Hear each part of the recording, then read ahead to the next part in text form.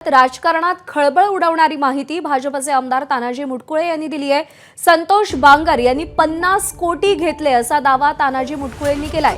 सत्तांतरासाठी संतोष बांगर यांनी 50 कोटी घेतले असं मुटकुळे म्हणालेत। संतोष बांगर महायुतीत असले तरीही ते माझे सहकारी नाहीत। संतोष बांगर यांचे अनेक अवैध धंदे असल्याचाही मुटकुळेंनी आरोप केलेला आहे।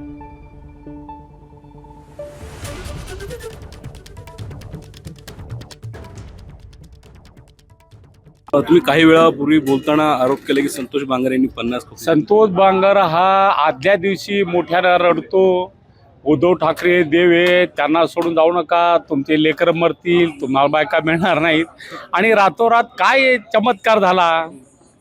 ते शिवसेना सोडून त्या काळातली शिवसेना उद्धव ठाकरे साहेबांची शिंदे साहेबाकडे गेले, 50 कोटी रुपये घेतले म्हणून अशी मोठ्या प्रमाणात चर्चा आहे, आणि ती 100% खरी असणार आहे। हा माणूस पैशाशिवाय दुसरं काहीच काम करत नाही।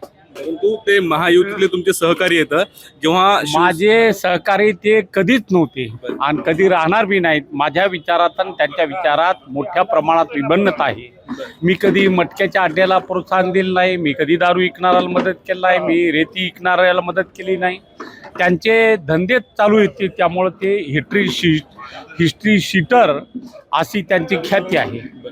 परंतु साहेब, जेव्हा त्यांच्यावर आरोप होऊ लागला, त्यांची एका शिवसेनेच्या 2 शिवसेना झाल्या आणि एकनाथ शिंदे साहेबांनी भाजपला समर्थन दिलं आणि सरकार बदललं।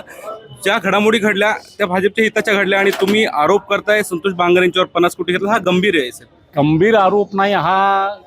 लहान लेकराला जरी विचारलं तुम्ही तर 50 खोके म्हणून पुण्या गावात त्यांच्याबद्दल लोक बोलत होते, ते गोष्ट खरीच आहे। परंतु त्यांनी आरोप केलाय की तानाजी मुटकुळे यांच्यावर वाशिममध्ये 376 सगळा गुन्हा दाखल होत होता आणि त्यांनी ड्रायव्हर ढकलला। प्रूव्ह करून दाखवा, ड्रायव्हरचा जबाब घ्या, जे काय असेल त्यांच्याकडे काय असेल ते त्यांनी प्रसार माध्यमांना द्यावं। ही गोष्ट तर 2019च्या लोक हसवायसाठी करत होते, काय फरक पडला त्याचा? काहीतरी खोट्या गोष्टी उडवायच्या, विकासा संदर्भात बोला ना। कळमरीत तुम्ही 6 वर्षात काय केलं, आता कळमरीच्या नगर परिषदमध्ये काय चाललंय? कळमरीत त्यांना येऊ पण देत नाहीत लोक नगर परिषदच्या निवडणुकीत, का तर कळमरीचा विकास हा भकास केलेला आहे। तिथं जाणारी स्मशानभूमी जाणारा रस्ता सुद्धा नाही, त्यामुळे त्यांना बोलण्याचा मला अधिकार काहीच नाही। एबीपी माझा, उघडा डोळे बघा नीट।